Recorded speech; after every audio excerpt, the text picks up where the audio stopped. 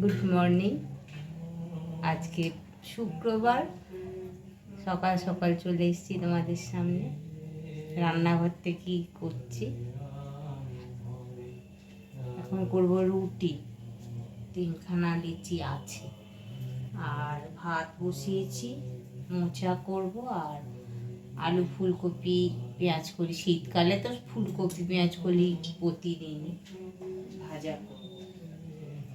আর ওবেলা আর কিছু করবো না, সব রয়েছে ফ্রিজে, চিলি চিকেন ফিকেন সব রয়েছে।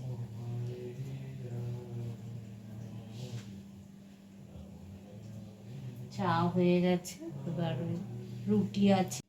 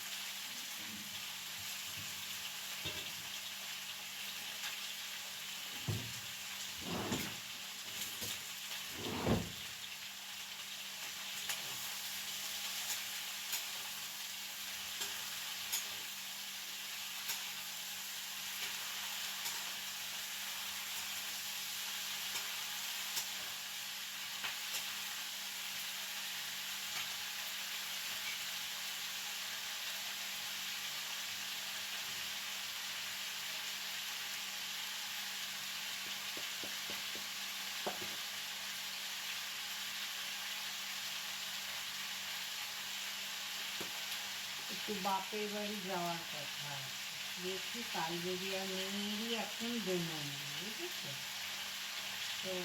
সেই কারণে একটু বেশি করেই ভাজা করে রেখে যাবো, কালকে একটু বেশি করে ভাত করে রেখে যাবো, যদি মেয়ে যা না যায়। বয়স হয়ে যাবে রবিবার, এই পর্যন্ত কথা হয়। ওই আমার যে বললাম না, মামাতো দিদির নাতি হয়েছে, বাচ্চাটা ওকে দেখতে যাবে। আর আমার মামাতো দিদির ছেলেও আসবে ফ্রান্স থেকে, ফ্রান্সে থাকে, বছরে একবার দুবার আসে, একসাথে দুজনকে দেখে নিয়ে যাবে। আমাদের বাড়ি এসেওছে, কিন্তু তখন তো ব্লগ করতাম না।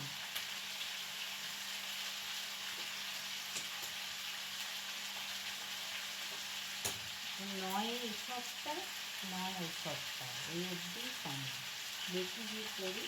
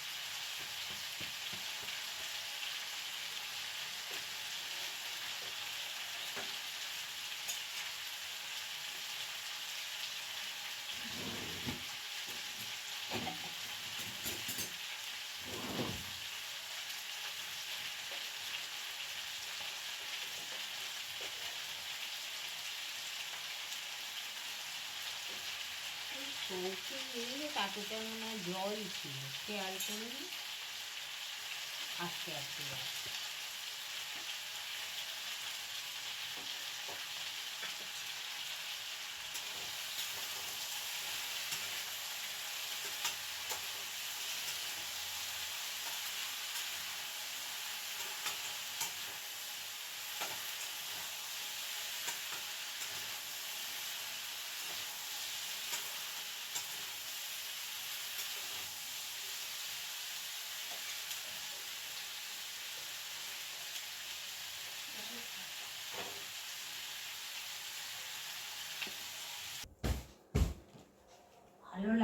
এই না গাছের সব কাজ করে এলাম, সার দিয়ে জল দিয়ে। বরকে বললাম, কাল বলছিলাম না মায়ের ওখানে যাব হাওড়ায় আমার বাপের বাড়ি, তো একটা দই নাতিটাকে দেখতেই যাব, আমি মাসি দিদা হচ্ছি।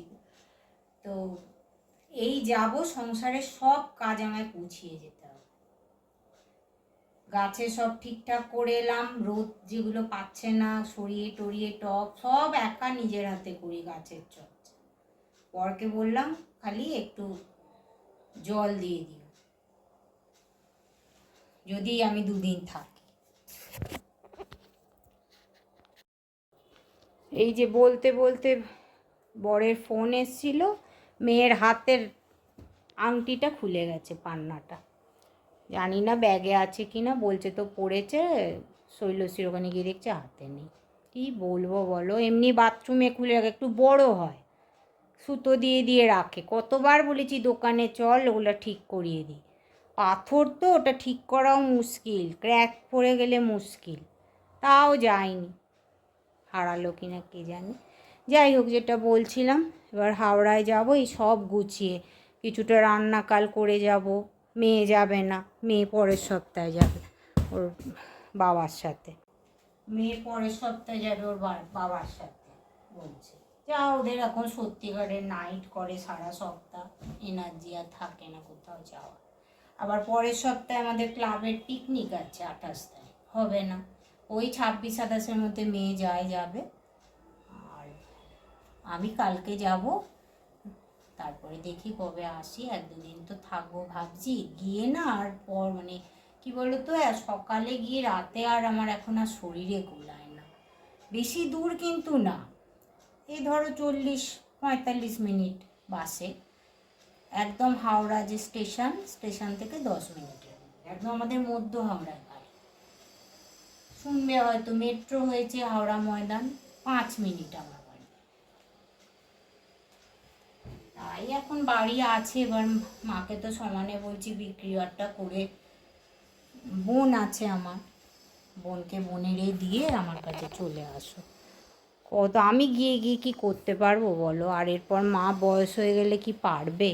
আসলে আগেকার মানুষ তো সব ছেড়ে আসতে চায় না। যাই হোক, দেখা যাক ঠাকুর কি করে।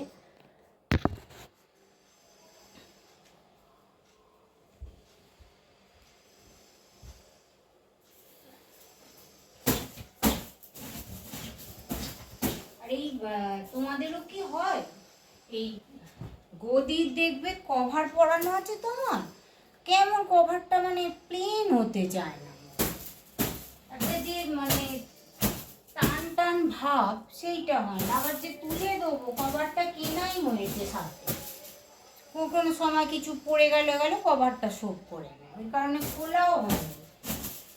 আর এইটা মানে টান টান হয় না, আর আমার সম্ভবও না এই গদি তুলে তুলে কভারকে টানা। যাই হোক, এবার যাবো চানে, চান করে গোপালকে খেতে দেবো। চলো আস্তে আস্তে কাজ সেরে নি। তবু তুমি এই ক্যামেরার সামনে না বক বক করি, মনে হয় আমার সামনে কোনো বন্ধু আছে। ঠিক আছে, গুড ইভিনিং বন্ধুরা। এই এখন একটু বেরোচ্ছি, একটু দোকানে দরকার যে একটু ভ্রুটা প্লাক করব। আর ওই কাল যাবো তো মায়ের ওখানে। আর দেখো, এই কুর্তিটা পুরো দেখানো যায় না, এটাই শীতকালেই বের করি, তোমার রিলায়েন্স ট্রেন্ড নাকি, ওখান থেকে কিনেছিলাম অনেক বছর আগে, কিন্তু এত সুন্দর রেয়ন কাপড়ে। আর আমার এই কুর্তিগুলো খুব ভালো লাগে, শার্টের মতো হয় পুরো, শীতকালেই বার করি এটা পরি। ঠিক আছে, চলো।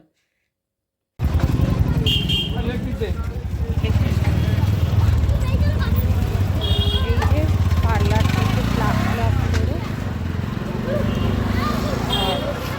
রাস্তায় কথা বলতে লজ্জা লাগে। আর এই চলছে একটু নেট ভরাবো, মায়ের ওখানে তো ওয়াইফাই নেই, 4-5 দিনের দেখি ভরিয়ে নিই, সোম মঙ্গল করে আসবো, তখন তো ডাউনলোডও করতে পারবো না, এসে করবো। আর দিদিভাইয়ের বাড়ি হলে তো দেখাবো, ওরা যদি পারমিশন দেয়। বন্ধুরা চলে এলাম, আর রাস্তায় যা গাড়ি ঘোড়া পারি না একেবারে কথা বলতে, লজ্জাও লাগে। বউ ভাববে সবাই বক বক করছে কি বউটা। যাই হোক, এই দেখো কি কি আনলাম। আবার আর মেয়ে এবার ফোন করবে, 9টা বাজতে যায়। দেখি বাসে উঠেও ফোন করে ধর্মতলায়। দেখো কি এনে, এইটা ঝালমুড়ি। ঝালমুড়ি আমি আনবো, মেয়েরা আনিনি, আস্তে আস্তে নিয়ে যাবে। 3টে ভেজিটেবিল চপ, এই যে গোপালের 4টে গুজিয়া, ছানার কেক, একটু গুড় নিলাম। মা বলছে পায়েস করবে, তো ভুলে গেছে গুড়টা কিনতে। আর আমাদের হাওড়ায় না অনেক দূরেই দোকানগুলো, সামাশ্রীর ওই দিকে, মানে কিছুটা যেতে হয়। আর আমাদের এখানে তো বাঁধাবরতলাতেই পুরো জয়নগরে সব দোকান খুলে বসে। ওই একটু নিয়ে নিলাম, নিয়ে যাব। আর আজকের মতো ব্লগটা শেষ করলাম। আবার একদিন নতুন আর একটা ব্লগ নিয়ে হাজির হব। আর হাওড়ায় গিয়ে হয়তো ডাউনলোড করা হবে না, তুলবো হয়তো দিদিভাইরা যদি বলে। মা তো আছেই, মা আমার বলবে, আমি দেখাবো হাওড়ার বাড়ি। আর একটা বন্ধুরা, তোমরা একটু কমেন্ট করো প্লিজ। এত আশা নিয়ে করি, অনেক দিনের ইচ্ছা ছিল ইউটিউব খুলবো। যাই হোক, মেয়ের বন্ধু খুলে দিয়েছে, মেয়েও না। হ্যাঁ, তারপর বর মেয়ে তো সাপোর্ট করে না, ও তো দেখোই, আসতেও চায় না ক্যামেরার সামনে। যাই হোক, হয়তো একদিন মানে পারবো ওদেরকে দেখিয়ে দিতে, সেগুলো তোমরা চেষ্টা করলেই পারো। আমার তো সবে নতুন চ্যানেলটা খোলা, তো 37টা মতো সাবস্ক্রাইবার হয়েছে, এই এখনও 2 মাস হয়নি। তো অন্তত যদি 20 জনও কমেন্ট করে খুব ভালো লাগে। আমার দিদিভাই করে বেশি কমেন্ট, ও এখন সময় পাচ্ছে না, এই যার বাড়ি যাবো, নাহলে ওই করে। একটু কমেন্ট করো, আমায় জানিও ভালো লাগছে কি না, বা আমার কি কি ভুল হচ্ছে। এগুলো কি বলো তো, আমি শিখতে পারবো যে এই ধরনের ভিডিও তোমাদের ভালো লাগছে। ঘরে তো একটু আধটু রাস্তায় বেরোই, হাউস ওয়াইফরা কী করবে বলো, রোজ রোজ তো রাস্তায় বেরোয় না। যাই হোক, গাছের কাজ করি, একটু আধটু দেখাই। যদি তোমাদের মনে হয় একটু কমেন্ট করো, শেয়ার করো, একটু চ্যানেলটাকে সাবস্ক্রাইব করে রেখো, তাহলে অন্তত পৌঁছে যাবে। এখনও কিছুই জানি না আমি, সেরকম ভিডিও করি আর আপলোড করি। ঠিক আছে বন্ধুরা, ভালো থেকো সবাই, গুড নাইট।